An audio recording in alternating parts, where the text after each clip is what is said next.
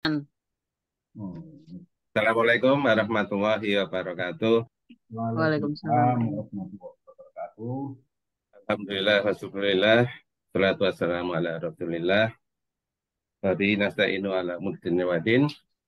Pertama kita panjatkan puji syukur kita kehadirat Allah Subhanahu wa taala di mana di sore kali ini kita bisa bertemu bersama di acara Delima Omong Bebas. Terima kasih pada semua teman-teman yang sudah hadir, wabil khusus Mas Budi Santoso dan nanti Mas Bakti Dewanto. Terima kasih sudah gabung, Bu Evi, Om Plu, Fazli Lubab, dan teman-teman yang lain. Pada kesempatan kali ini tentu saja ada perubahan jadwal yang rencananya kita biasanya malam, tapi karena ini bulan puasa, kita selenggarakan sinambi ngabuburit menjelang buka puasa. Kita mohonkan semoga apa yang sudah kita lakukan ibadah di bulan Ramadan ini bisa diterima Allah Subhanahu wa taala dan kita diberi kesehatan hingga nanti selesai bulan Ramadan dan kita mungkin nanti bisa bersama-sama merayakan. Kalau bisa mudik bareng ke Kendal akan lebih afdol. Kalau tidak ya di manapun mungkin nanti ada Zoom juga untuk biasanya kita silaturahim Idul Fitri. Topik Delima Omong Bebas adalah Isra Mi'raj ditinjau dari fisika dan metafisika. Ya, ini karena judulnya Omong Bebas, sehingga semuanya serba bebas. Jadi tidak perlu kalau puasa harus ngomongin tentang puasa. Kalau bulan-bulan akhir Ramadan ngomongin iktikaf atau nuzulul Quran. Tapi ini biasanya 27 Rajab untuk memperingati Isra Mi'raj, tapi ini kita nongol di bulan Ramadan. Namanya saja bebas kan gitu. Nah, sehingga di sini pun kita juga bebas memilih topik. Gitu. Saya nggak tahu dulunya Mas Ketua ini, Om Bakti Dewanto yang memilih topiknya, ya, sebagai pelaksana yang ikut saja lah. Mungkin terima wangsitnya kok mau ngomongin Isra Mi'raj, ya sudah kita laksanakan saja sambil nunggu beliau. Ya, nah ini yang akan ngomong metafisika. Namun demikian, karena beliau belum hadir, ini yang sudah hadir adalah Om Puji Santoso, ya, yang dulunya belajar kimia tapi sekarang mau ngomong fisika ya, tapi saya Itu kira sama-sama ilmu alam lah ya, jejeran lah, tonggo sidik ajak sidik rapopo lah. Nah nanti apa mengapa Isra Mi'raj itu dari fisika dan metafisika, nanti kita segmen pertama ini dari fisika dulu ya. Om Puji nanti akan menyampaikan ya, kalau dari bahasa agama tentu saja kita sudah kita yakini ya bahwa peristiwa itu bersifat dohiri dan ada ya. Kalau kita tinjau nanti mungkin Om Puji akan mengupas itu dari Quran surat Al-Isra ayat 1 itu kan jelas ya bahwa yang diperjalankan adalah hamba dengan segala keutuhan fisiknya untuk menunjukkan apa kebesaran dan juga mukjizat. Ya, kalau hanya sekedar roh mimpi kan tidak kelihatan mukjizatnya kalau begitu. Nah ini kalau dari fisika tunjukannya seperti itu. Nah bagaimana cara menjelaskannya? Saya sendiri sampai sekarang ya nggak pernah paham, nggak pernah tahu. Dan ketika pada waktu itu Nabi menyampaikan ke umatnya atau ke sahabat-sahabatnya, dan juga ada yang langsung balik kanan keluar dari agama, adalah juga yang langsung percaya dan semakin mempercayainya. Kita tidak bisa memahami hal itu secara utuh ya kan sampai sekarang ya, apalagi dulu di era abad abad 7 ya. Abad 7 dengan bicara yang seperti itu kan kayaknya gimana ya. Tapi kalau sekarang dengan perkembangan teknologi tentu saja nanti akan bisa dijelaskan. Apalagi ada apa itu Om, fisika kuantum dan skalanya ya, dan pengikut-pengikutnya gitu, bagaimana dimensi keempat itu bisa dijelaskan di samping ruang dan waktu, ya variabel-variabel tentang kecepatan cahaya 300.000 kilometer per detik, ya, dan sebagainya lah. Nanti mungkin itu adalah variabel-variabel yang bisa diungkap oleh Om Puji. Nah, mengenai keterbatasan fisika, ilmu-ilmu fisik ini kan terbatas ya, bahwa ilmu fisik bisa terverifikasi dengan adanya panca indera kita yang bisa mengetahuinya. Tapi kalau ketika fisika itu sudah berhenti, nggak bisa menjelaskan, yang ada adalah metafisika. Nah, itu nanti bagiannya Om Dewa, ya, karena sesuai dengan namanya sudah Dewa Soekarno itu, maka hal-hal yang sifatnya metafisik mungkin beliau sudah memahaminya. Saya kira itu pengantar dari saya. Nanti monggo aja waktunya sampai pukul Berapa? 17.30 ya, Om. Ya, itu 17.30 statusnya nanti ada ini. gabung-gabung biasanya gitu. Ya, Pertanyaan-pertanyaan atau juga nanti ada komentar-komentar itu ngalir saja ya. Saya ya, akan selalu membersamai di sini, akan selalu memperhatikan. Monggo nanti disampaikan paparan dan presentasinya. Monggo Om, silahkan. ya, matur nuwun. Assalamualaikum warahmatullahi wabarakatuh. Jadi apa? Saya dapat amanah dari ini Dewa untuk pembahasan Isra Mi'raj dari sisi pendekatan sains. Jadi pendekatan secara fisika. Meskipun ini bukan keahlian saya karena 5 tahun terakhir kita berkecimpung di dunia yang mirip-mirip, terutama di serpong, di reaktor, di akselerator. Jadi ya paling nggak nanti saya sedikit berbagi apa yang saya ketahui. Jadi sekarang ini posisi saya di organisasi riset tenaga nuklir dulu Batan, sekarang jadi BRIN, jadi berubah. Saya dulu di pusat rekayasa, sekarang di pusat riset deteksi radiasi dan analisis nuklir. Itu posisi sekarang. Sampai nanti pensiun 3 tahun lagi. Gitu. Posisi saya sekarang adalah MPP, Bang. MPP. Jadi terus, Bang. Maaf. Halaman selanjutnya.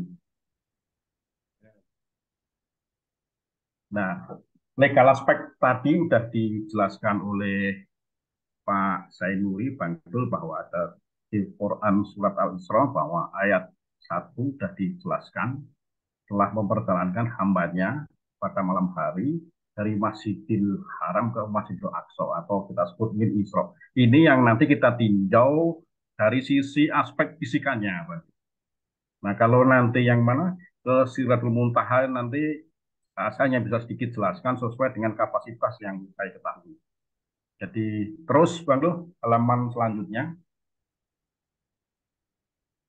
Nah, jadi dalam perspektif fisika modern, jadi bahwa malaikat Jibril itu kan makhluk cahaya, ya, yang menampakkan apa dirinya atau bertransformasi menjadi makhluk yang memiliki massa. Maka ketika itu maka Nabi Muhammad bisa melihat eh, malaikat Jibril karena dia sudah bertransformasi. Jadi apa makhluk dengan cahaya atau di dalam kandungan fisika modern itu adalah foton. Gitu. Cahaya terjadi foton-foton. Eh, Tetapi dia bisa juga bahwa postulat yang baru bahwa dia bertransformasi bisa menjadi massa, maka dia kelihatan. Nah, kalau fenomena ini bisa kita merujuk pada persamaan Albert Einstein bahwa E sama dengan M sama dengan C kuadrat. Jadi ketika ada ini energi, kemudian ada C itu kecepatan ini, nah, ya dari sini ada mesti massa itu kan ngikut. Jadi maka dia bisa reversibel, ada perubahan energi menjadi materi atau sebaliknya, energi juga dirubah menjadi materi. Nah, masalahnya yang terjadi bahwa Rasulullah itu adalah menjalankan perjalanan Isra Mi'raj, Rasul dari itu ke dari kacamata fisika bahwa dia bertransformasi dari wujud yang mempunyai massa menjadi makhluk cahaya yang berwujud sebagai energi. Nah, energi ini nanti bisa kita sebenarnya sudah kita buktikan di dalam teknologi nuklir itu yang namanya kobat 60 atau dengan orang bilang sinar gamma. Jadi dasarnya adalah ke sana. Jadi Rasul kemudian ketika di dalam dari perjalanan dari Masjidil Aqsa ke maaf dari Haram ke Masjidil Aqsa itu dia bertransformasi di dalam bentuk energi atau energi cahaya. Maka ketika yang orang bilang apa energi kendaraannya buruk, dia bisa sejalan. Maka dalam hemat kami, maka dalam sekian detik ia sudah sampai di Masjidil Aqsa. Jadi ini dari sisi ilmu fisika. Jadi dia hemat kami bahwa Nabi Muhammad ini adalah transformasi dari massa dia bentuk massa, kemudian bisa juga dia bentuk energi cahaya. Ini dari kalau kita kacamata dari persamaan Albert Einstein. Nah, kemudian juga ada beberapa pendapat lain, jadi postulat yang lain. Nah, selanjutnya di dalam teori relativitas Einstein juga dijelaskan bahwa massa atau ini di mana sesuatu yang bergerak dengan kecepatan cahaya atau mendekati kecepatan cahaya, makanya bertambah massanya. Tetapi ketika dia sudah tertentu, maka massa juga tidak akan bertambah. Jadi ini teori-teori relativitas. Sama dengan kalau kita naik kereta, Bang. Secara fisik, secara apa? Secara ini kita naik kereta misalkan. Itu kita dengan kecepatan misalkan 100 km per jam atau naik mobil itu relativitas juga. Kecepatan adalah relativitas. Jadi dengan pola ini kita bisa menjelaskan bahwa Nabi Muhammad ini di dalam melakukan perjalanan itu bertransformasi dari massa ke energi. Gitu. Terus halaman selanjutnya, nah di dalam hukum relativitas tadi massa benda atau makhluk akan berubah jika kecepatannya akan berubah. Tetapi kalau kecepatannya itu sudah setara dengan kecepatan cahaya tadi, massa tidak akan berubah ketika wujudnya bertransformasi dari cahaya menjadi massa. Jadi dia tetap. Maka ini saya bilang tadi bahwa di dunia itu kan bersifat keseimbangan atau reversible. Jadi reaksinya dan reaksi reversible. Gitu. Jadi ini dari sisi apa ya penjelasan dari ilmu fisika mungkin saya gabung juga dengan uh, ilmu kimia. Nanti akan sampai ke sana. Jadi ada lagi teori ilmiah khusus mengenai tingkah laku di dalam kerangka aturan energi inersia. Jadi ini energi inersia itu akan berlaku apa ya pada kecepatan pada saat mendekati dengan apa ya kecepatan cahaya. Nah, sebenarnya efek ini itu ada beberapa yang harus dijelaskan secara ilmiah tentang peristiwa ini, Bang. Dan teman, jadi ada dilatasi waktu atau teori dengan paradok kembar. Kemudian ada juga transformasi kecepatan, ada efek Doppler, kemudian momentum, ada energi kinetik, ada massa, kemudian ada energi total. Nah, sebenarnya kalau ditinjau ini akan jadi materi yang sangat menarik dan akan panjang. Jadi saya sendiri juga apa ya harus belajar lebih banyak tentang hal ini. Nah, mengenai yang paling tenar itu adalah dilatasi waktu atau paradoks kembar. Jadi itu ada cerita dua seorang kembar sama atau Sally ya, yang satu di dunia, yang satu lagi di apa pergi ke ruang angkasa. Dengan waktu yang sekian tahun kembali, yang di dunia sisa menjadi tua, yang apa, yang di masih dari angkasa luar kembali itu masih muda. Maka itu disebut paradok kembar. Artinya ini berlaku juga teori relativitas. Gitu. Di samping itu juga masalah transformasi kecepatan tadi. Tetapi kalau melihat transformasi kecepatan, tadi saya bilang kalau Nabi Muhammad di dalam hanya berwujud fisik kayak kita ini dengan sekian kecepatan cahaya itu impossible, Bang. Impossible terjadi. Jadi itu pasti akan dia menggelembung atau rusak. Jadi itu memang di samping ini memang kebesaran Allah SWT, tetapi dari sisi ilmu fisika itu bahwa ini terjadi apa ya percepatan atau terjadi linear percepatan tapi energi inersia tapi dia berjalan pada gerak lurus pada ruang hampa. Nah, teknologi ini sebenarnya sudah kami terapkan untuk pembuktiannya adalah di teknologi ini agak sedikit melenceng ya Mbak. Jadi kita ada sekarang kita kembangkan teknologi astrator. Jadi akselerator itu bisa kita bikin di dalam suatu tabung yang lurus, linier, kemudian dia bisa bergerak cepat. Jadi ia pada di ruang hampa, Pak. Dan ini hanya memungkinkan seseorang yang punya dengan dengan energi kecepatan cahaya tadi. Jadi ini yang bisa yang sedikit yang bisa kami ketahui. Kami tahu banyak juga enggak. Kemudian halaman selanjutnya, Bang, ini kalau efek Doppler agak lebih. Jadi kalau dilihat dari ini tadi sudah jelaskan di atas, maka dengan perjalanan Rasul dan Jibril sampai Masjidil Aqsa itu kan dengan jarak kurang lebih 1.500 kilometer, dia hanya menempuh dalam waktu per 200 detik atau 0,05 detik. Jadi, dia adalah mengendarai buruk atau kilat. Di dalam penafsiran kami bahwa buruk itu sebenarnya tidak digambarkan yang sekarang-sekarang ini berbentuk berkaki empat ya, Bang. Kemudian ada sayap dan segala macam. Tetapi ini sebuah kendaraan atau sebuah metode kilat atau dengan kecepatan cahaya bahwa Nabi Muhammad bertransformasi, saya katakan tadi, Bang. Jadi ini mirip-mirip teknologi, sebenarnya mirip di dalam sebuah teknologi yang namanya akselerator tadi.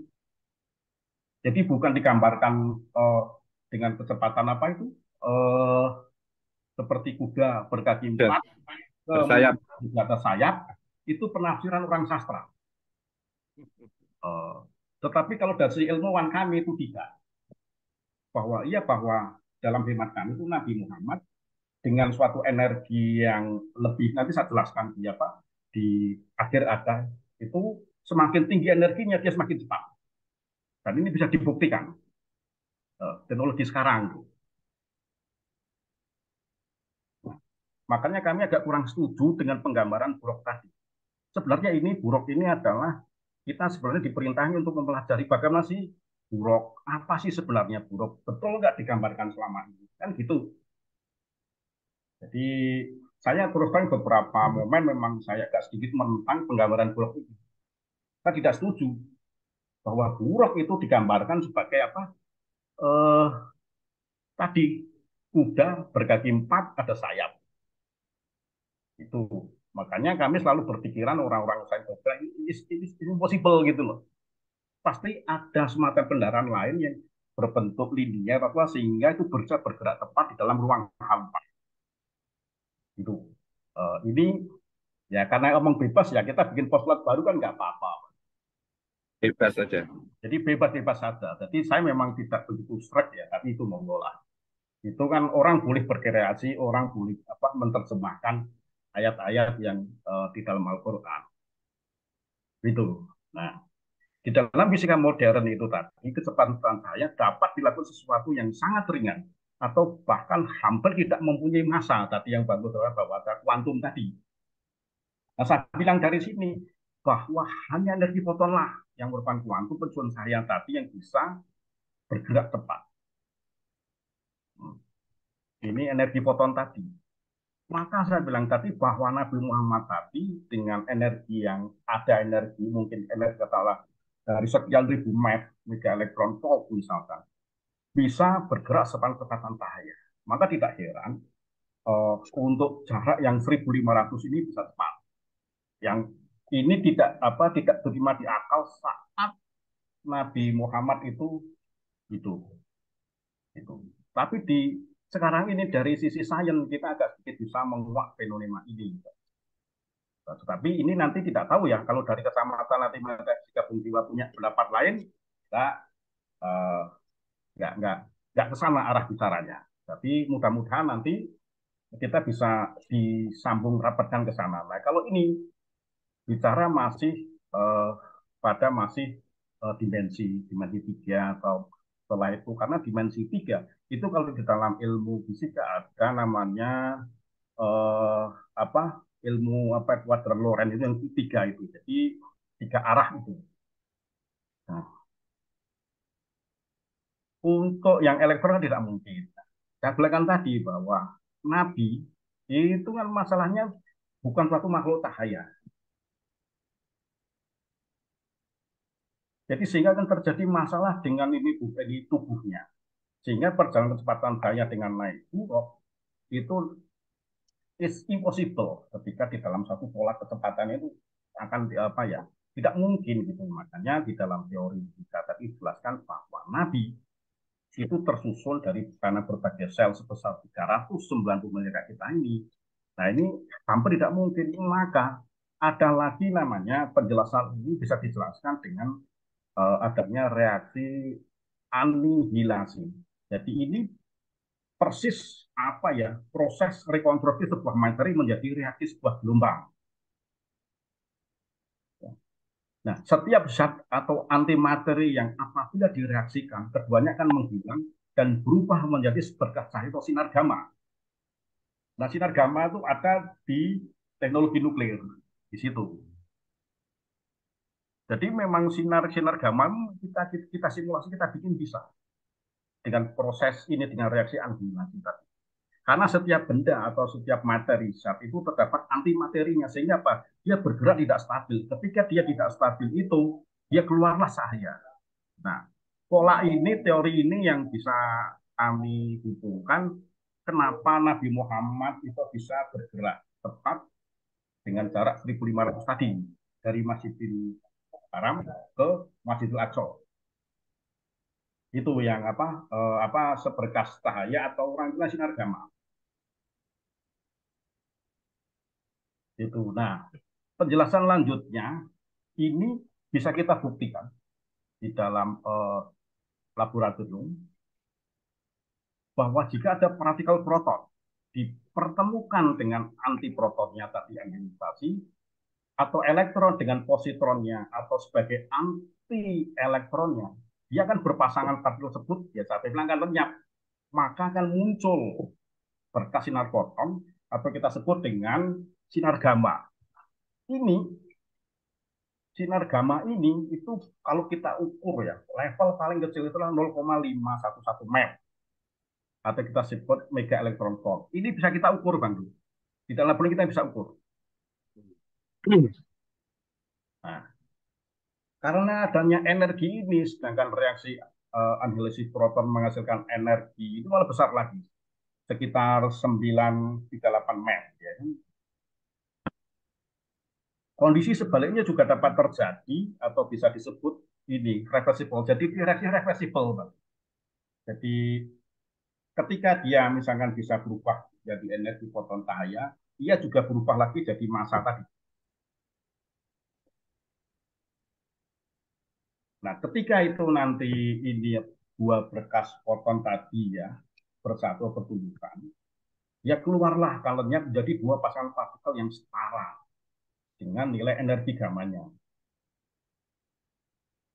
Nah, dengan ini menunjukkan juga bahwa materi juga dapat diubah menjadi energi dengan cara tertentu, dengan teori tadi, energi dapat diubah menjadi materi. Seperti itu bahwa kita bikin obat 60 dengan teknologi ini, dia bisa mengalahkan sinar gamma. Dan sinar gamma ini punya daya tembus yang luar biasa. Jadi dia bisa menembus tembok, menembus macam-macam. Semakin tingkat energinya tinggi, daya tembusnya makin tinggi. Demikian juga dengan elektron, ketika dia bergerak secara linier dengan energi yang tinggi, dia bisa menembus kemana-mana. Kalau dihubungkan dengan dimensi ini, dia 3 dimensi dia akan tembus. Nah, kenapa itu Nabi Muhammad bisa sampai Sidratul Muntaha? Teori ini bahwa akan pakai dengan teori ini bahwa kenapa sampai ya dengan kekuatan bahwa ini energi yang dipunyai oleh apa Nabi Muhammad itu tidak terhingga, dia bisa sampai ke Sidratul Muntaha. Itu. Yang ketika ketemu Allah pun itu apa?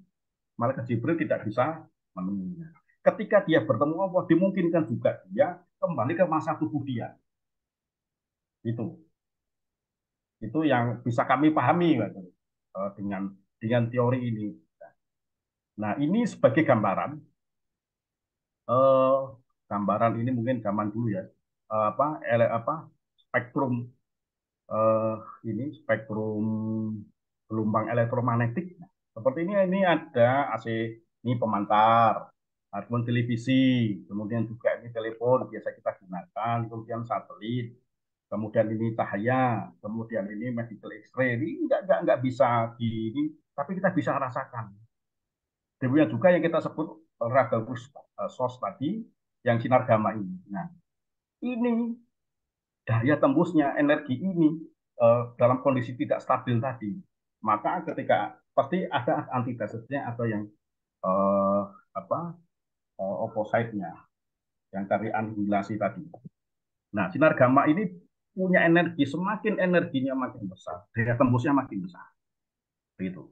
Sehingga memungkinkan juga Nabi Muhammad melakukan perjalanan tadi, Bang Tul, secara Isra tadi. Dan ini dimungkinkan juga dia menghadap Allah dengan energi ini. Ini apa ya? Oh, nah yang jadi masalah ini adalah dari mana ia dapat energi. Nah, itu jadi persoalan lagi. Itu yang mentokotnya kami bahwa ini adalah dari Allah atau Gusti Allah. Tetapi karena tadi Nabi Muhammad dalam keadaan tidak stabil tadi, dia berubah menjadi proton, kemudian elektron, macam-macam. Nah, energinya akan besar. Kemudian dia akan menghilang, maka dia akan bergerak secara cepat. Maka dia bisa dengan kondisi frekuensi yang sama, Pak. Itu kan bermain frekuensi ini, Bang. Dia bisa mengendarai bulog sehingga sampai.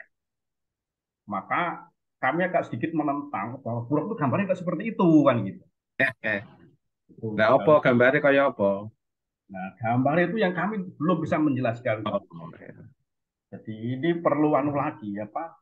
Ini baru itu saya atau antitesis saya. Jadi, Pak itu tidak mungkin kalau betul. memang begitu dulu. Tapi nggak tahu ya dari sisi metafisika nanti itu si ini sudah hadir. Assalamualaikum Bob. Waalaikumsalam warahmatullahi wabarakatuh. Nah, kita Monggo sudah mulai silakan. dulu dari sisi fisika Yes. ini. Dari Jih, Lanjut sisi, dulu. monggo silakan. Luar jadi biasa ini. Lanjut. jadi itu jadi ini bisa menembus dimensi ruang dan waktu, Bang. Jadi dia bebas kemana saja. Dengan sudah berbentuk energi ini, dia bisa masuk di dimensi 4 kemanapun dia tembus. Tetapi sepanjang dengan persyaratan, dia masuk di ruang hampa. Ruang hampa. Maka di alam semesta ini, di luar itu kan atmosfernya nggak ada ruang hampa, maka dia akan bergerak cepat. Itu sampai ke dimensi berapapun ini bisa dari kacamata fisika. Itu. Kalau dari metafisika saya tidak tahu persis. Makanya saya katakan tadi, kalau dari sisi fisika bahwa blok digambarkan sebagai kendaraan seperti itu, kami memang tidak serak dari sisi logika ini tidak masuk, dari sisi sains memang nggak masuk. Nah ini tadi ini yang kita bicara frekuensi tadi, Bang. Jadi kalau frekuensi nggak nyambung ya kita nggak bisa.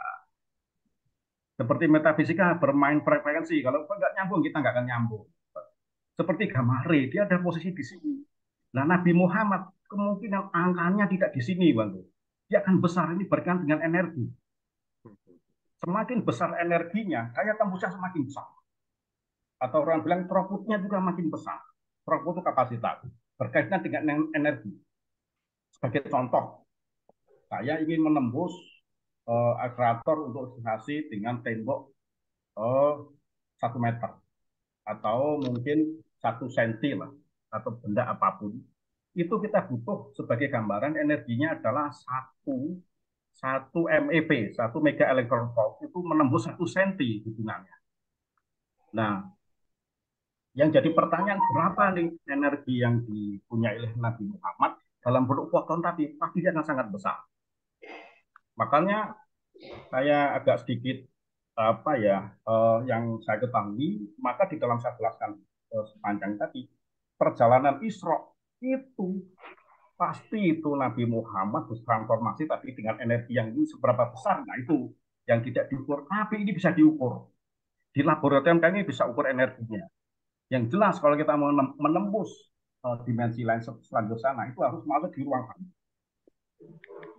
Kemungkinan besar saat perjalanan uh, itu kemungkinan Nabi Muhammad sudah bertransformasi menjadi energi, atau dia tadi dalam foton cahaya dengan energinya itu sangat besar sehingga dia pas sampai menembus Sidratul Muntaha.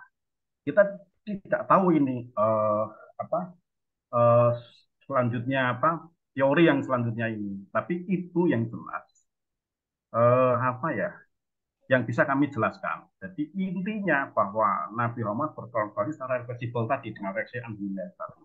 Tapi kalau full dijelaskan teori relativitas juga nggak bisa. Karena semua benda itu pasti ada antinya. Ada proton, ada positron. Selalu dia akan bergerak. Ini ketika ini bertumbukan, dia akan menghasilkan energi atau cahaya. Ini yang terjadi ketika Nabi Muhammad melakukan Isra. Jadi dari sisi fisika. Nah, hari ini yang terjadi bahwa sebelum ini kan Nabi Muhammad dibersihkan. Nah, karena hati ini sudah merupakan pusat segala energi manusia, maka perubahan itu yang hanya dilihat pada frekuensi hatinya. Kalau masalah frekuensi hatinya ini mungkin Bung Dewa yang tahu karena menyangkut metafisika, kita nggak tahu nih ukur frekuensi hati seseorang. Tetapi ini hati ini adalah sumber segala energi manusia.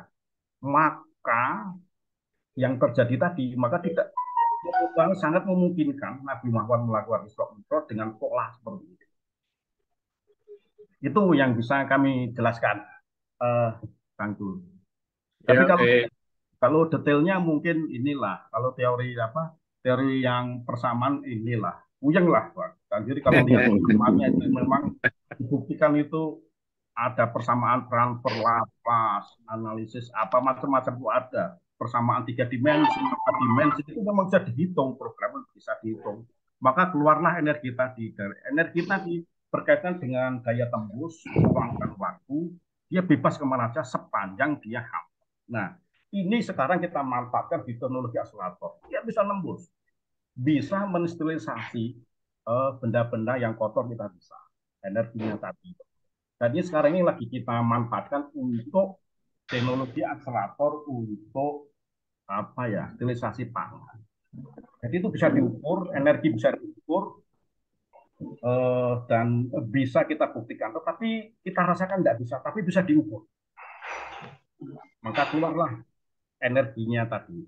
Dan sekali lagi kami simpulkan bahwa di dalam Isra Mi'raj ini memang suatu fenomena yang menarik. Dan ini teori ini mungkin postulat ini ya sebagian dari yang kecil yang kami. Itu pun kami juga belajar agak lama karena keterbatasan ilmu saya. Meskipun pada 10 tahun terakhir saya mendalami itu, makin dipelajari juga makin puyeng, Bang. Jadi ya ini aja. Karena saya pernah membuat hitung-hitungan secara fisika, matematika, memang itu dimungkinkan sekali seperti itu. Kira-kira itu, Bang Dul. Mungkin untuk yang metafisikanya bisa dilanjutkan oleh ini Pak Dewanto, Bung Dewa. Jadi sekali lagi kami tegaskan bahwa ini dimungkinkan juga Nabi Muhammad dengan bertransformasi ke energi cahaya atau dalam bentuk foton, elektron. Itu memang dengan antitesisnya atau reaksi anihilasi dimungkinkan dia menembus ruang dan waktu secara cepat sepanjang dengan persyaratan adalah dalam keadaan hampa. Kalau orang sedikit bicara metafisika, ya keadaan suwung kosong. Itu. Ya, jadi untuk ke sana biar di Bung Dewa yang akan meneruskan. Kalau ada mungkin sedikit pertanyaan saya jawab, kalau enggak ya lain waktu bisa kami jawab. Kira-kira itu. Oke. Ya, terima kasih Mac di Santoso sudah menjelaskan rasionalisasi atau saintifikasi dari Isra dan Mi'raj ya. Jelaskan seperti itu, saya paling nangkepnya ya yang tadi sedikit-sedikit tadi lah, anihilisasi itu atau nangkep gitu. Tapi saya kira perlu ada fisika dasar harus lulus dulu ini ya. Kalau fisika dasar nggak lulus ya nggak paham. Karena itu, tapi ya pokoknya kalau saya niatnya adalah biar keimanan kita bertambah ya, bahwa hal seperti itu biasa-biasa aja, itu bisa dijelaskan secara ilmu pengetahuan, bukan khayalan, bukan sesuatu yang tidak bisa terjangkau.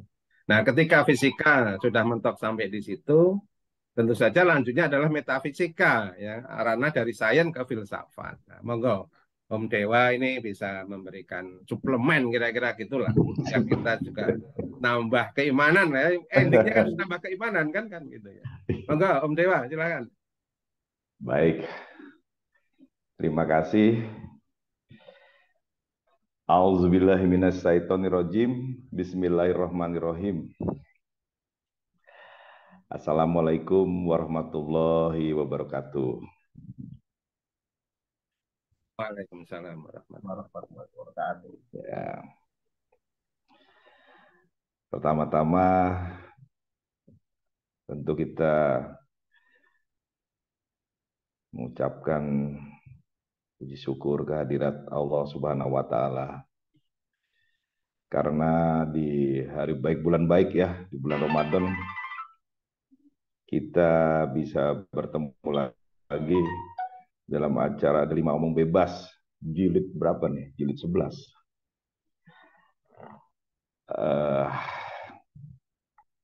Kedua, tentu salam dan salawat kita sampaikan kepada baginda Nabi Muhammad sallallahu alaihi wasallam.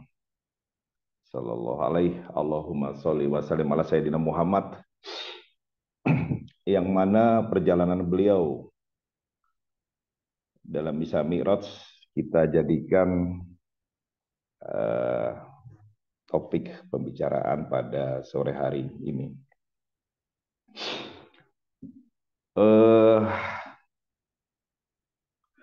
Selanjutnya dalam pembicaraan ini sebelumnya saya juga memohon kepada Allah dengan hasbunallah wa ni'mal wakil, ni'mal maula wa ni'man nasir, melalui kanjeng Nabi Muhammad SAW dan hujat dari malaikat Jibril alaihissalam. Al-Fatihah untuknya. A'udzubillahi minasyaitonirrajim. Bismillahirrahmanirrahim. Alhamdulillahirabbil alamin arrahmanirrahim maliki yaumiddin. Iyyaka na'budu wa iyyaka nasta'in ihdinas siratal mustaqim. Siratal ladzina an'amta 'alaihim ghairil maghdubi 'alaihim waladdallin. Amin. Begitu juga kepada malaikat An-Nur, malaikat cahaya yang mendimensi menjadi dinamakan sebagai buruk. Al-Fatihah untuk A'udzubillahi minasyaitonirrajim. Bismillahirrahmanirrahim. Alhamdulillahirabbil alamin arrahmanirrahim maliki yaumiddin. Iyyaka na'budu wa iyyaka nasta'in ihdinas siratal mustaqim. Siratal ladzina an'amta 'alaihim ghairil maghdubi 'alaihim waladdallin. Amin. Itu sebagai Allah, tiada Tuhan melainkan Dia yang tidak pernah tidur dan selalu tidak pernah lelah mengurus seluruh makhluknya, pemilik langit dan bumi dan di antara keduanya. A'udzubillahi minasyaitonirrajim. Bismillahirrahmanirrahim. Allahu la ilaha illa huwal hayyul qayyum la ta'khudhuhu sinatun wa la nawm lahu ma fis samawati wa ma fil ardh man zalladzi yashfa'u indahu illa bi iznihi ya'lamu ma baina aydihim wa ma khalfahum wa la yuhituna bi syai'in ilmihi illa bima syaa wa syaa kursiyyuhus samawati wal ardh wa la ya'uduhu ma wa huwal aliyyul azim. Tentu Allah adalah satu-satunya Tuhan yang kita sembah. A'udzubillahi minasyaitonirrajim. Bismillahirrahmanirrahim. Qul huwallahu ahad, Allahu samad, lam yalid wa lam yulad wa lam yakul lahu kufuwan ahad. Qul huwallahu ahad, Allahu samad, lam yalid wa lam yulad wa lam yakul lahu kufuwan ahad. Qul huwallahu ahad, Allahu samad, lam yalid wa lam yulad wa lam yakul lahu kufuwan ahad. Dan Allah adalah yang maha gaib dan yang mengetahui apa yang gaib, dan tiada seorang pun manusia dapat mengetahui apa yang gaib kecuali dengan izin, hidayah dan ridhonya. A'udzubillahi minasyaitonirrajim.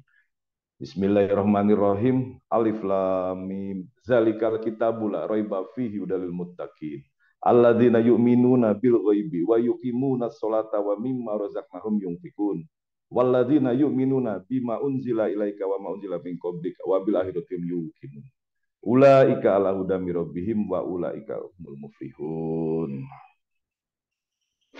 Subhanallah walhamdulillah wa la ilaha illallah wallahu akbar. La ilaha illallah akbar. Rabbana zolamna anfusana wa ilam tafir lana wa tarhamna lanakunanna minal khasirin. Rabbana la tuzigh qulubana ba'da idh hadaitana wa hab lana min ladunka rahmah innaka antal wahhab. Rabbana atina fid dunya hasanah wa fil akhirati hasanah wa qina adzabannar. La ilaha illa anta subhanaka inni kuntu minaz zalimin. La ilaha illa anta subhanaka kuntu minal zalimin. La ilaha illa anta subhanaka inni kuntu minaz zalimin. Baiklah, sebelumnya saya ingin mengatakan bahwa dalam pembahasan Isra Mi'raj, dan tadi sudah disampaikan secara fisika oleh Mas Puji, dan sekarang kini saya ingin mencoba mendekatinya dari segi metafisik. Dalam ini saya ingin mengingatkan kepada diri saya sendiri mengenai keterbatasan, karena pembahasan metafisik ini adalah satu pembahasan yang mungkin bukan atau sampai hari tidak bisa kita mendekatinya secara ilmiah ya. Mungkin suatu hari nanti, karena perkara metafisik itu adalah mengandalkan kepada memohon kepada Gusti Allah agar diberikan satu penglihatan, ya, satu pencerahan, bukan dari suatu proses perhitungan ilmiah atau matematik fisika yang mungkin sangat rumit seperti tadi dijelaskan oleh Mas Puji Santoso. Baik.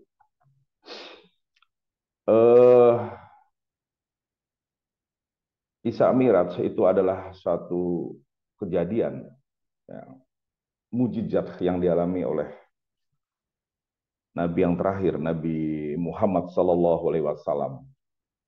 Dan ini adalah mujizat yang terbesar. Dan tentu segala sesuatu yang besar itu akan selalu menimbulkan kontroversi. Beberapa kontroversinya misalnya, ya, apakah mungkin, ya, terjadi satu perjalanan dari satu tempat ke tempat lain, dari satu Masjidil Haram ke Masjidil Aqsa, kemudian ke Sidratul Muntaha dalam waktu satu malam. Tempat yang begitu jauh. Sementara pada waktu itu belum dikenal, ya jangankan kecepatan cahaya, kecepatan suara, yang ada adalah moda transportasinya itu menggunakan moda transportasi menggunakan hewan ya. Jadi sangat kontroversial dan menimbulkan pertanyaan, apa iya? Yang kedua, kalaupun itu terjadi, itu terjadinya dalam bentuk apa, ya kan? Apakah itu suatu perjalanan rohani, ya kan? Ataukah itu suatu perjalanan jasmani dan ragawi, rohani dan jasmani? Kalau perjalanan itu merupakan perjalanan rohani, artinya itu terjadi dalam dimensi mimpi, ya. Jadi ketika dalam suatu keadaan tertentu, ketika terjadi mimpi, nah, mungkin itu bisa terjadi hal-hal yang di luar logika atau rasio. Akan tetapi kalau misalnya peristiwa Isra Mi'raj itu adalah merupakan suatu peristiwa yang ada dalam perjalanan itu adalah rohani dan jasmani, menjadi pertanyaan seperti tadi dikatakan oleh Mas Puji, karena tubuh Nabi adalah tubuh sebagaimana manusia biasa, ya, tadi dari darah dan daging, ya, sel-sel dan seterusnya, bukan cahaya gitu. Artinya kalau misalnya terjadi perjalanan dengan kecepatan tinggi, maka yang terjadi mungkin jasadnya melebur.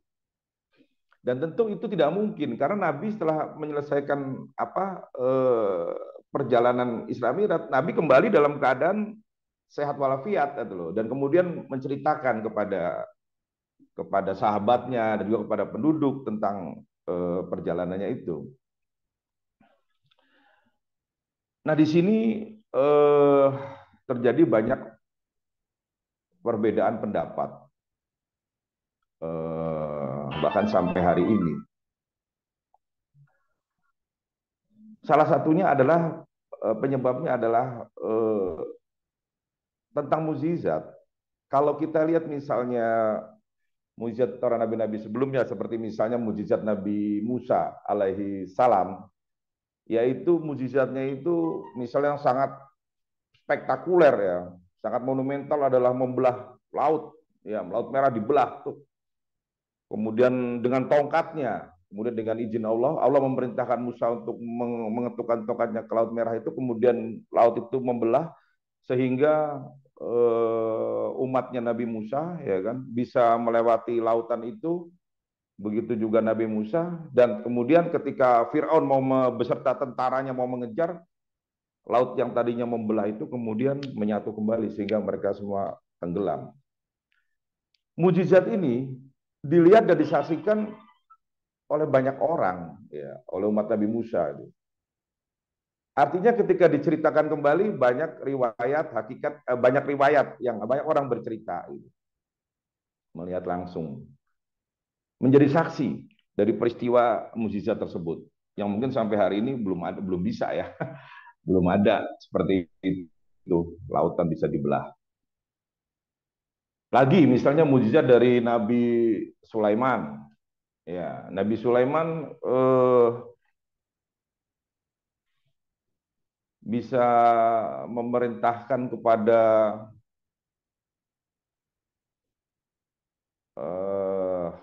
punggawa-punggawanya ya.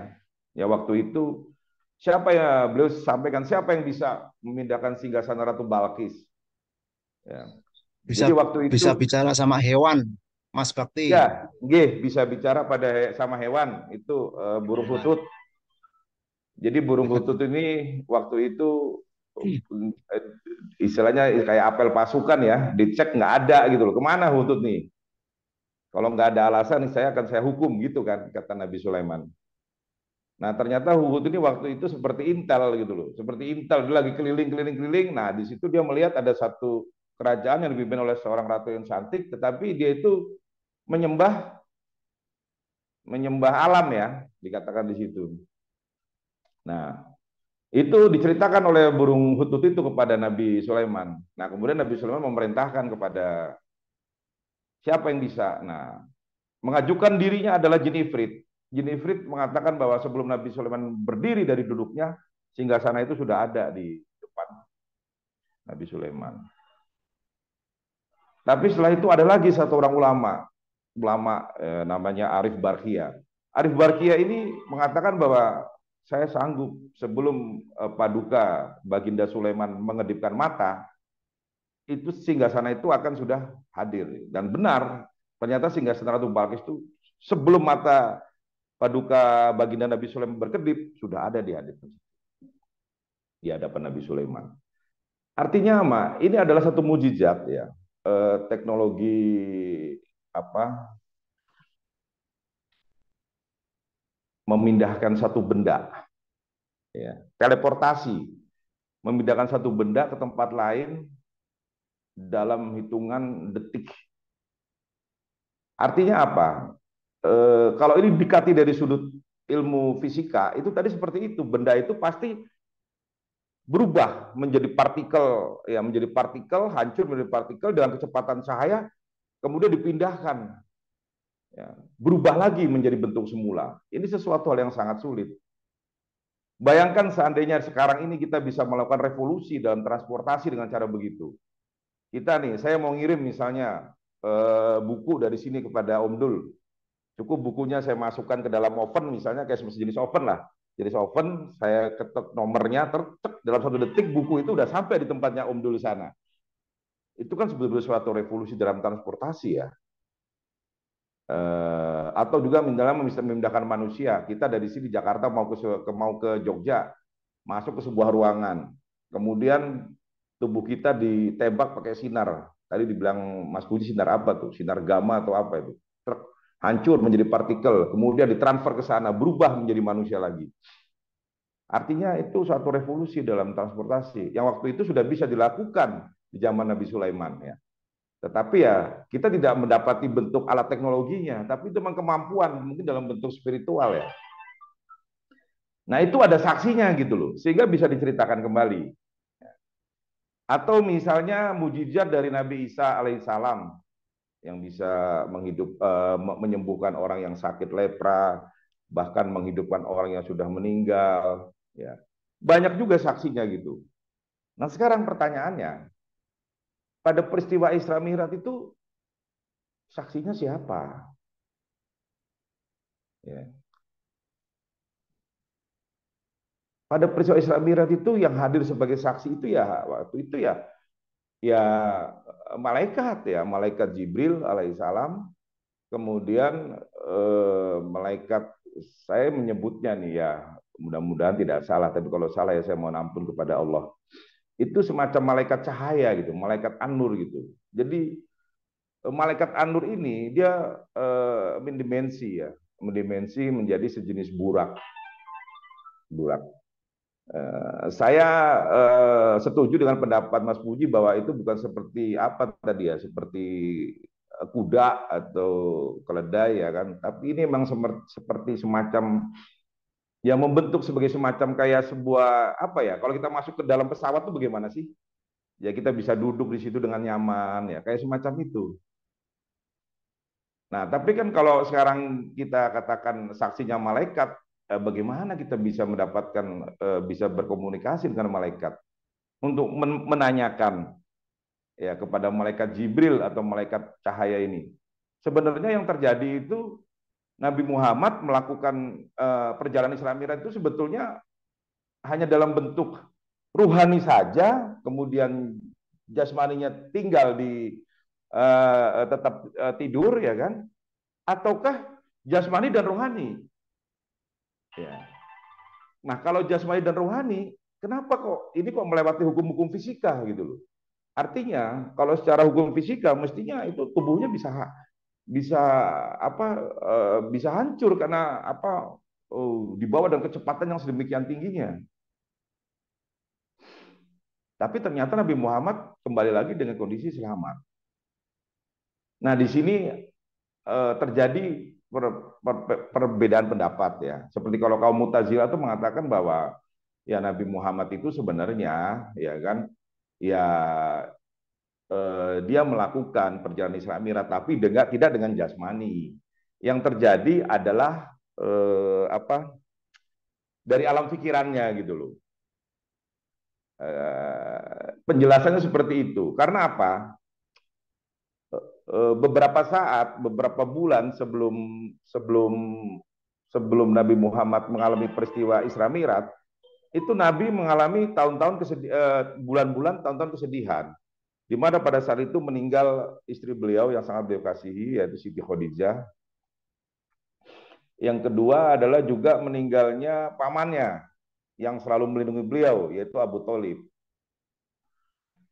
Nah, jadi kalau Siti Khadijah itu mendukung secara moral, secara material ya kan. Kalau Abu Thalib itu melindunginya dari apa kemungkinan penyerangan secara fisik dari kaum Quraisy. Kehilangan dua orang ini, menurut pendekatan ini, itu menimbulkan satu situasi psikologis, tekanan psikologis yang besar kepada Rasulullah. Sehingga sementara waktu itu dakwahnya juga hampir di tahun ke-10 itu belum mendapatkan sambutan yang besar ya. Masih aja orang-orang itu melawan. Sehingga dalam kondisi tertekan seperti ini secara psikologis sampai di titik nadir. Ya, sampai titik nadir kelelahan psikologis batin yang sangat sehingga Rasulullah itu mengalami satu hal yang bisa disebut apa ya?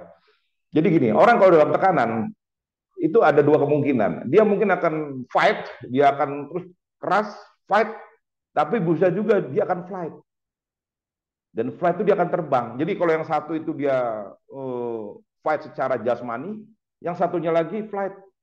Dia mentransformasi ruhaninya.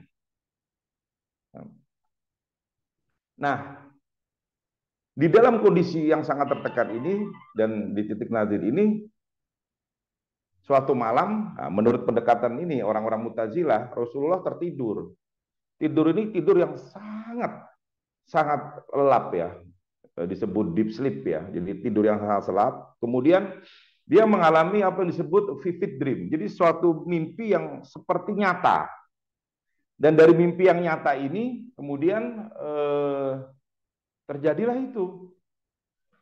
Beliau merasa didatangi malaikat kemudian dibersihkan kolbunya, kemudian dari situ kemudian dibawa ya kan oleh para malaikat ini dari Masjidil Haram ke Masjidil Aqsa, kemudian dari sana dibawa ke tempat tertinggi di Sidratul Muntaha, kemudian bertemu dengan Tuhan, mendapatkan perintah sholat, ya mana perintah itu adalah merupakan satu revolusi dalam spiritual ya. Nah, kemudian turun lagi, ya, menjalankan misi profetisnya.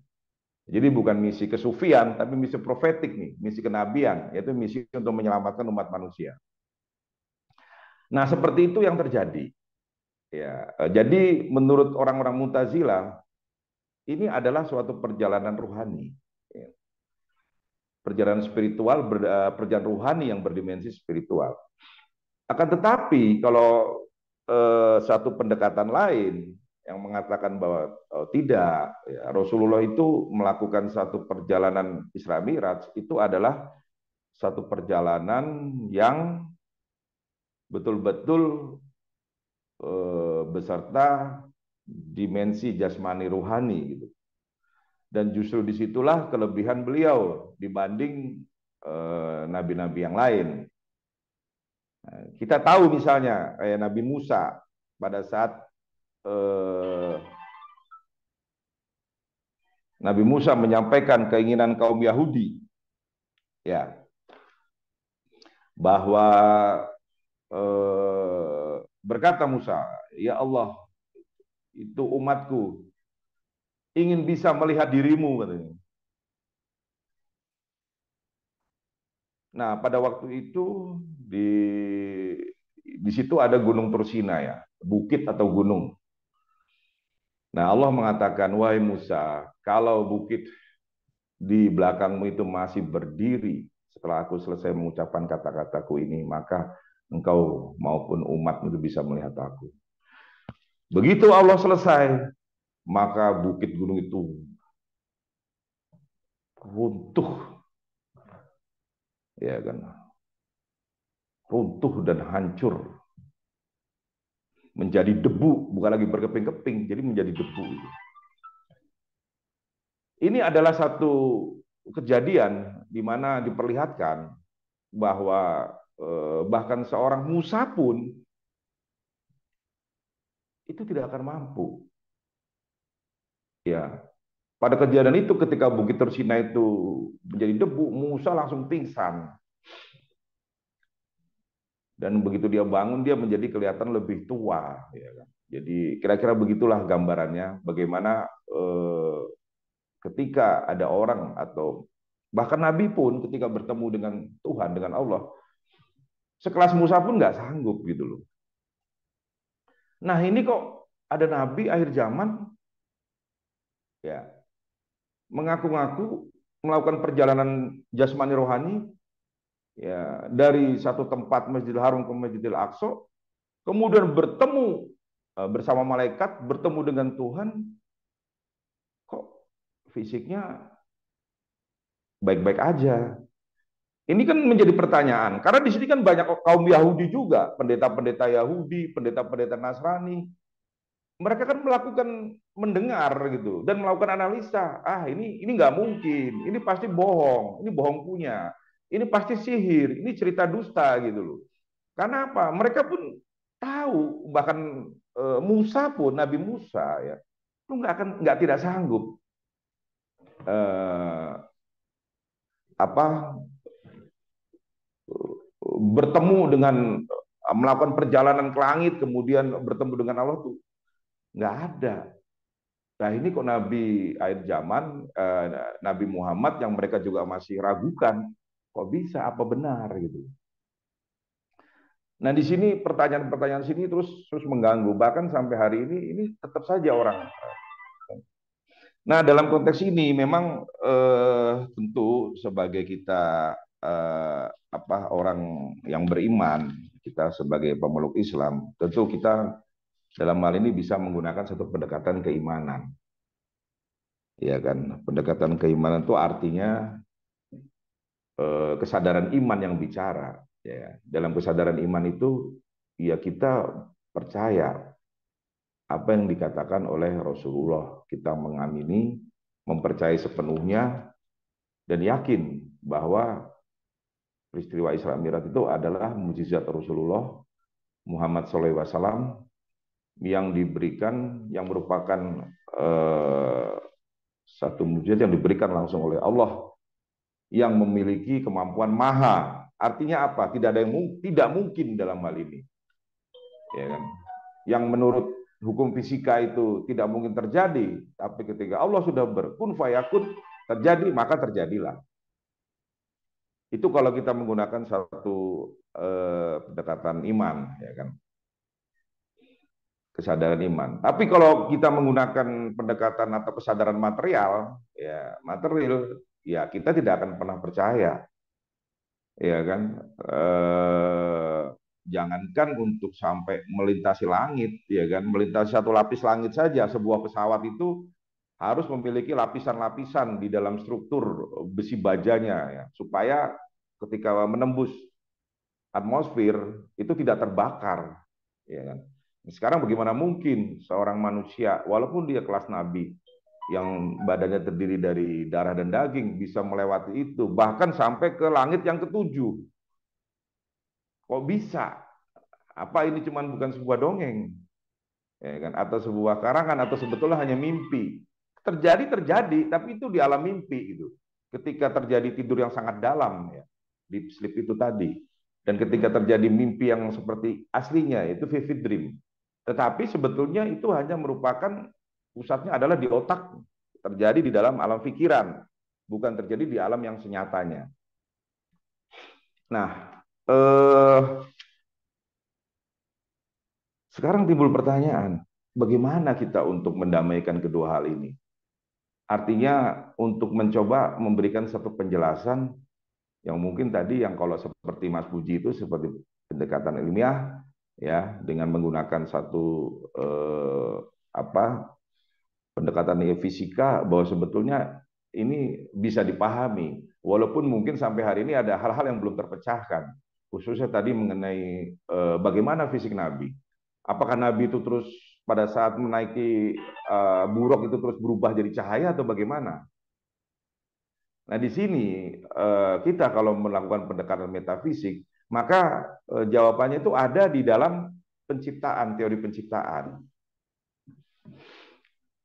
Dikisahkan bahwa pada saat itu pertama-tama yang ada itu hanya adalah Allah Subhanahu wa taala. Tidak ada makhluk lain apapun itu. Kemudian Allah menciptakan pertama-tama itu adalah nur. Yang nur itu dinamakan Nur Muhammad. Jadi Nur Muhammad ini adalah nur yang pertama kali diciptakan oleh Allah. Dan kemudian dari Nur Muhammad inilah diciptakan seluruh makhluk-makhluk ciptaan ataupun benda-benda alam semesta. Dari Nur Muhammad ini. Nah, Nabi Muhammad itu memiliki keistimewaan adalah ketika sebagai seorang Rasul akhir zaman, ya, beliau memiliki keistimewaan yaitu pada tingkatan makomnya. Secara metafisik itu disebutkan bahwa Nur Muhammad yang pertama kali diciptakan oleh Allah itu masuk ke dalam menjadi Nur Muhammad gitu loh. Ada masuk di dalam dalam wadah Nabi Muhammad gitu loh. Jadi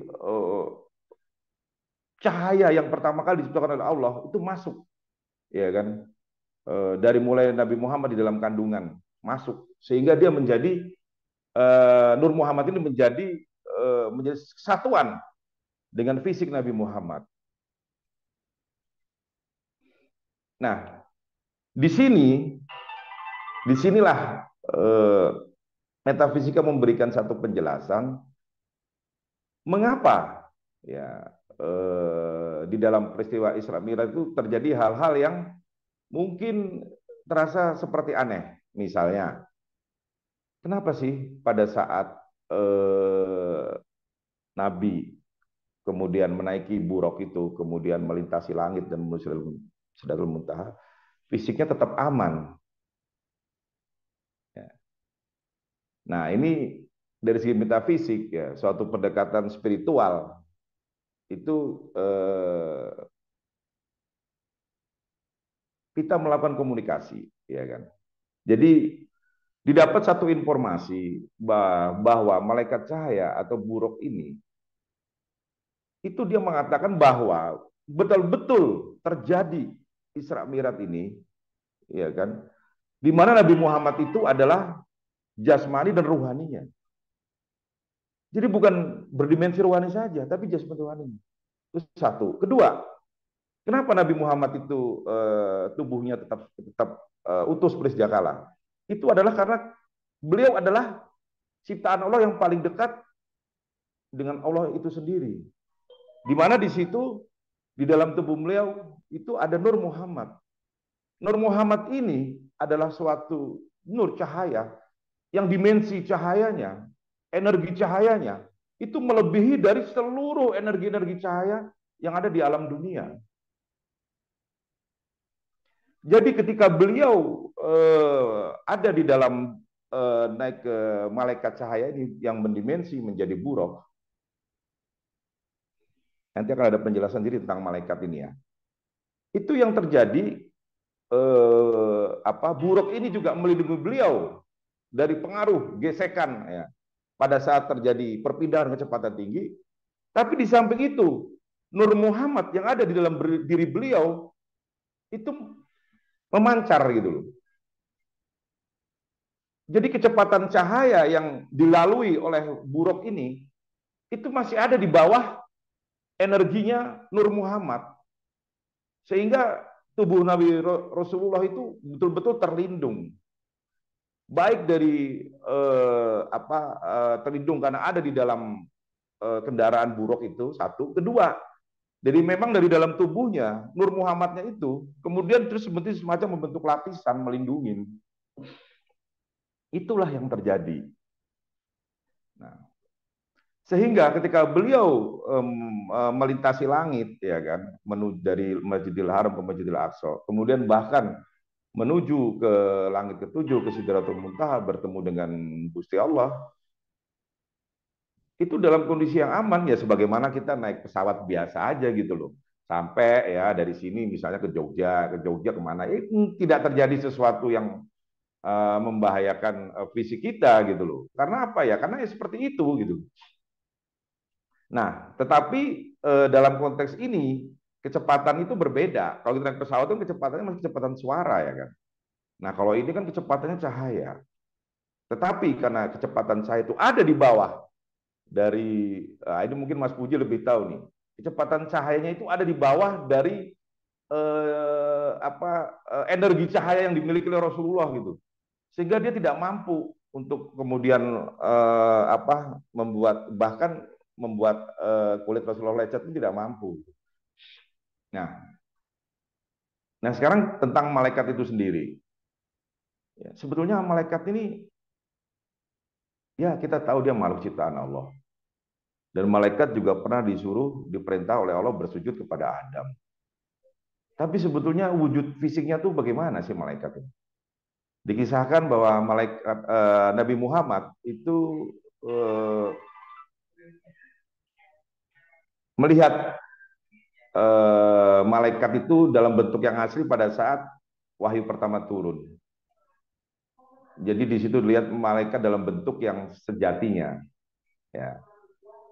Kemudian di dalam surat Al-Fatir juga disebutkan bahwa malaikat itu seperti mempunyai sayap ya. Seperti mempunyai sayap. Kemudian di dalam hadis Muslim juga dikatakan bahwa malaikat itu mempunyai 600 sayap. Ya. Nah, pertanyaannya, apakah sayap malaikat ini seperti sayapnya ya burung gitu, yang kemudian dengan sayap itu bisa terbang atau bagaimana? Ya, sebetulnya pengertian sayap di sini bisa diartikan seperti sayap dalam artian fisik, tapi bisa juga diartikan pengertian dimensi, kemampuan malaikat melintasi ruang dan waktu. Jadi kalau kita mengenal misalnya ada 2 dimensi, ada 3 dimensi, malaikat ini bisa seperti malaikat Jibril itu bisa 600 dimensi dalam satu kali tebakan sayap. Jadi kalau 3 dimensi itu kan panjang, lebar, tinggi itu ruang dan waktu ya, ruang, waktu 3 dimensi. Kita bisa bayangkan kalau dalam 600 dimensi. Dengan satu kepakan sayapnya, ya, dia bisa melintasi berapa ratus ribu kilometer cahaya. Itu untuk malaikat Jibril. Sementara untuk buruk atau malaikat cahaya, An-Nur ini kecepatannya di atas malaikat Jibril yang kita saksikan itu. Jadi dia di depan sedikit, malaikat Jibril ada di sampingnya. Gitu. Begitupun juga ya pada saat sampai di batas langit yang ketujuh, ya kan. Jadi sebelum itu kan Nabi Muhammad itu sebelum ke Sidratul Muntaha itu bertandang dulu ya, bertandang ke langit yang pertama, yaitu di mana di situ beliau bertemu dengan Abul Basar, bapak manusia itu Nabi Adam. Kemudian bertandang lagi ke langit yang kedua,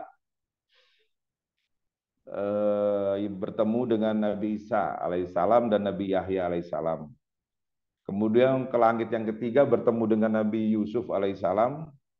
Di langit yang keempat bertemu dengan Nabi Idris alaihissalam. Ke langit yang 5 bertemu dengan Nabi Harun alaihissalam.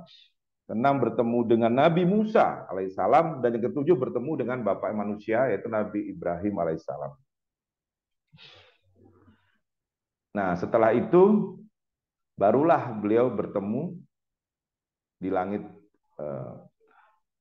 Pada sampai titik itu malaikat Jibril mengatakan bahwa beliau sudah tidak mampu lagi. Karena kalau malaikat Jibril masuk ke dalam sana maka akan lebur. Tetapi ini Nabi Muhammad bertemu dengan Allah mampu. Jadi kadang orang mengatakan ya Muhammad manusia biasa, terlihatnya seperti manusia biasa, tetapi di dalam diri beliau itu ada Nur Muhammad. Nah jadi ini tidak bisa disamakan gitu loh. Karena apa? Kalau kita manusia biasa, kita mau masuk, bertemu dengan Allah udah hancur lebur. Jangan kan gitu, kita terbang langit aja udah hancur.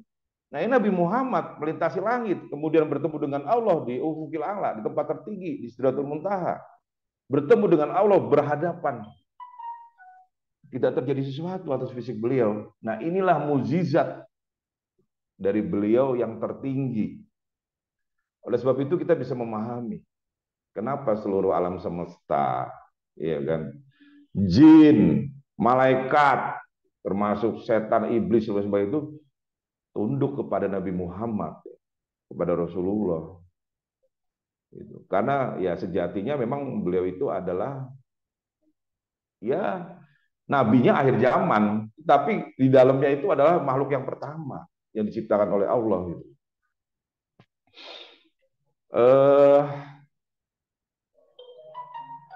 Kemudian di sana, di hadapan Allah, Nabi Muhammad mendapatkan seluruh penjelasan ya tentang alam semesta. Jadi diberikan seluruh ilmu-ilmu sehingga beliau itu bisa melihat kejadian alam semesta dari mulai penciptaan, ya Nur Muhammad sampai penciptaan makhluk-makhluk, penciptaan alam semesta itu digambarkan, bahkan sampai kehancuran yaitu kiamat. Itu tergambar dengan jelas. Sehingga tidak mengherankan kalau Nabi Muhammad di setiap perkataannya itu bukan ramalan ya, itu nubuwah ya. Karena beliau pernah melihat pada saat di dimensi spiritual ya, dimensi langit ini, ketika sedang bertemu dengan Tuhan itu beliau pernah melihat awal sampai akhir kejadian alam semesta dari awal hingga akhir. Nah, kemudian berkenaan dengan perintah sholat, ya kan? Perintah sholat ini adalah perintah yang diberikan oleh Allah kepada umat Muhammad ya, untuk menjalankan sholat. Ya.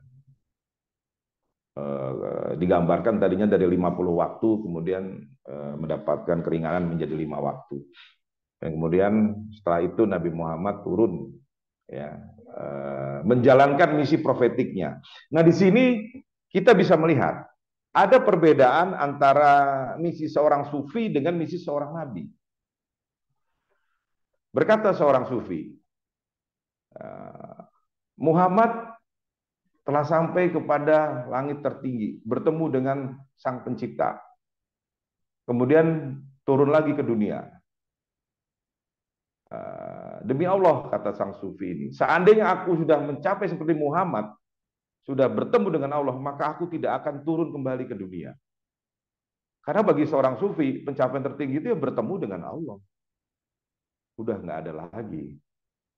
Tapi di sini Rasulullah, ya, walaupun dia sudah bertemu dengan Allah, kemudian mendapatkan pembuktian-pembuktian, yang ada adalah menguatkan tekad dan semangatnya untuk kembali turun ke dunia, mengemban misi kenabian ini, misi profetik ini, ya, supaya umat manusia itu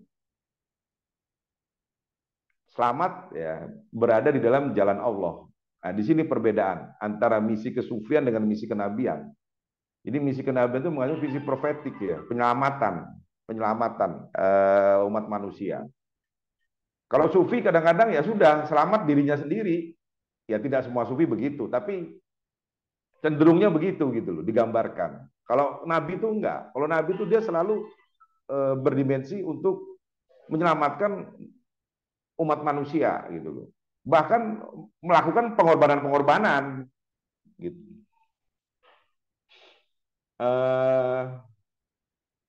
Kemudian satu hal lagi yang tidak kalah pentingnya adalah bagaimana kita memaknai peristiwa Isra Mi'raj dengan perintah sholatnya ini.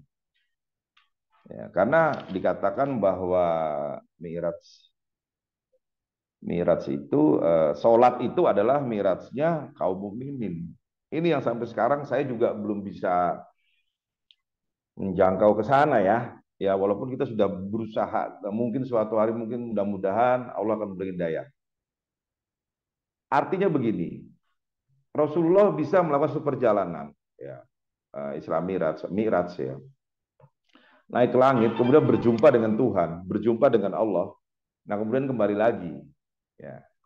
Nah kalau kita menyadari bahwa Rasulullah itu adalah uswatun hasanah, ya, suatu contoh yang sebaik-baiknya contoh, apa yang dia perbuat itu adalah itu. Nah ini peristiwa Mi'raj ini adalah suatu peristiwa yang paling tinggi nilai spiritualnya.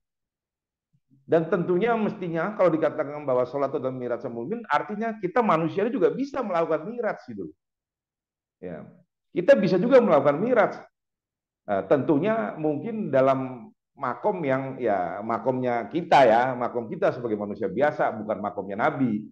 Artinya apa? Kalau Nabi Muhammad itu adalah ruhani dengan fisiknya, ya, bisa naik ke Sidratul Muntaha, bertemu dengan Allah. Semestinya kalau kita melaksanakan sholat dengan benar, ya kita mi'raj, mestinya rohani kita juga bisa nyampe ke sana gitu. Rohani kita bisa nyampe ke sana. Semestinya kalau kita sholatnya itu benar, karena sholat itu mi'rajnya orang mukmin. Ya, itu hadis Nabi. Nah sekarang kalau misalnya kita sholat, tapi rohani kita kemana-mana, ya kan berarti kita belum sampai ke tataran itu. Nah, makanya ada istilah kita itu sholat apa sembah raga sih. Kalau sembah raga itu ya kita cuma jungkat-jungkit aja, ya kan. Raga kita bergerak, tetapi kita punya apa rohani itu tidak naik langit gitu. Nah ini sembah raga ini yang mesti ditingkatkan kualitasnya. Karena kalau sembah raga itu ya hanya mungkin menghasilkan ya ya apa gerak badan yang sehat. Tapi kalau sholat yang hakiki dalam artian yang mi'raj yang umumin itu adalah ketika sholat melakukan satu gerakan-gerakan sholat, kemudian membaca ayat-ayat atau surat-surat dalam Al-Quran, kemudian di situ rohaninya mendimensi, ya kan, naik ke langit, ya, bertemu dengan Gusti Allah di sana gitu. Nah ini sebetulnya yang harus selalu digali. Bagaimana kita bisa melakukan sholat itu sebagaimana mi'rajnya Rasulullah. Sehingga setiap tahun tema tentang Isra Mi'raj ya itu selalu up to date. Apalagi selama kita belum bisa melaksanakan apa yang seperti Rasulullah lakukan, setidaknya dalam bentuk rohani, ya kan? Dalam bentuk rohani kita nggak bisa, apalagi jasmani, ya kan? Sampai naik langit gitu. Nah, kita membaca dari literatur bahwa memang ada beberapa ulama-ulama sufi-sufi aulia, ya kan, sultanul aulia itu yang mampu melakukan itu. Jadi mereka bisa melakukan sholat tuh mi'raj. Jadi ketika mereka sholat, itu ruh mereka, sukma mereka itu bisa naik ke langit. Dan kemudian kembali lagi pada saat sholatnya selesai. Nah ini luar biasa. Ya mudah-mudahan kita suatu hari ya bisa sampai kepada tataran seperti itu dengan latihan-latihan spiritual ya. Gitu. Karena ya tentu saja kita ingin pemahaman keagamaan kita, khusus agama Islam itu semakin hari semakin lebih baik. Tidak hanya berhenti di dataran syariat. Syariat penting, sangat penting. Tapi tidak berhenti sampai di situ. Kita boleh menaikkan pemahaman kita tentang agama Islam ini di level thariqat, hakikat, dan mungkin kalau memang mungkin sampai dengan ma'rifat. Kira-kira itu yang saya pahami sedikit tentang Isra Mi'raj, dan tentunya pemahaman ini lebih sedikit, masih banyak misteri-misteri rahasia-rahasia yang harus digali, baik secara fisika maupun secara metafisik. Karena memang begitu banyak misteri yang tersembunyi. Misalnya tadi dikatakan bahwa sebelum Isra Mi'raj itu kan qalbu Rasulullah dibersihkan, ya. Dibersihkan oleh malaikat Jibril, yaitu datang 3 malaikat tuh, malaikat Jibril, kemudian malaikat cahaya, satunya lagi siapa tuh, saya belum cari informasi, tapi dibersihkan kolbunya, baru setelah itu dibedah ya dari leher sampai sini, kemudian setelah itu dimasukkan air zam-zam, jadi air zam-zam yang ada dalam bejana emas itu dimasukkan, jadi sehingga belum bersih. Nah, apakah pembersihan ini ada hubungannya dengan peristiwa Mi'raj? Semestinya ada. Apakah kita kalau mau melakukan satu sholat yang mencapai kepada level mi'raj, itu kita harus membersihkan kolbu kita dulu. Ya, kolbu yang bersih ini, yang disinari dengan cahaya Allah, yang setiap detiknya menggemakan kalimat-kalimat Allahu Akbar atau Subhanallah atau la ilaha illallah, itu yang bisa membantu untuk ruhani kita bisa naik ke langit. Ya. Apakah memang di situ rahasianya? Jadi pertama-tama harus membersihkan kolbu dulu. Karena kalau kolbunya tidak biqolbin salim, kolbunya itu kotor atau tidak bersih, biar membaca surat sepanjang apapun, fokus apapun nggak akan bisa gitu. Sepertinya ada sesuatu ini di dalam kolbu ini yang harus dibersihkan, sehingga dengan kolbu ini dia berubah menjadi cahaya. Nah itulah yang mendorong ruh itu, mendorong ruhan itu bisa naik gitu. Sepertinya seperti itu gitu. Nah tapi saya sendiri belum, karena saya belum sampai ke sana ya. Kita nggak bisa menceritakan sesuatu yang kita mungkin belum. Tapi yang jelas, dulu saya pernah dengar tuh kawan kita Barit ya.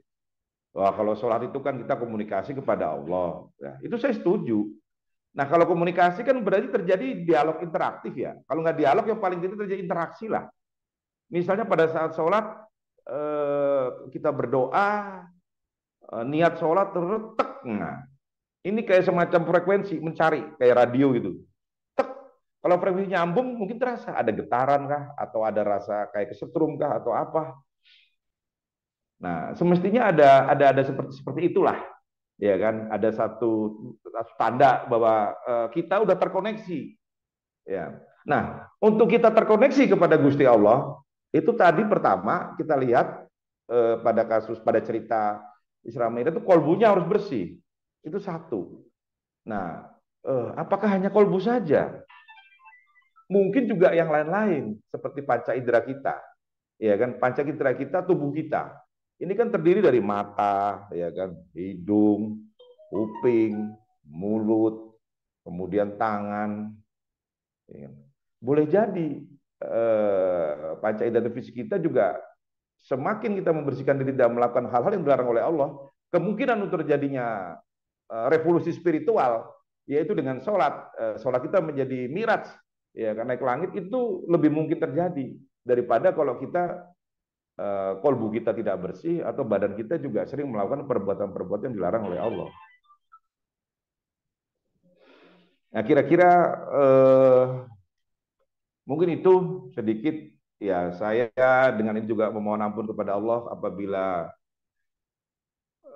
apa yang saya katakan ini, yang saya lihat secara metafisik, mungkin karena makom saya belum nyampe, mungkin terjadi kesalahan-kesalahan, tapi tiada lain niat saya adalah untuk bagaimana kita sebagai umat Nabi Muhammad di akhir zaman ini, ya kan, bisa melakukan satu revolusi di dalam spiritual, karena Nabi Muhammad diturunkan untuk memperbaiki akhlak manusia, dan akhlak itu berhubungan dengan spirit, dengan jiwa, ya, dengan kolbu. Kalau kolbunya bersih, jiwanya bersih, insya Allah perbuatannya juga bersih, dan sebaliknya. Nah, di dalam rangka untuk melawan revolusi spiritual itu, memang mau tidak mau, itu seorang manusia harus melakukan apa yang dicontohkan oleh Rasulullah dalam hal ini melakukan mi'raj, ya kan.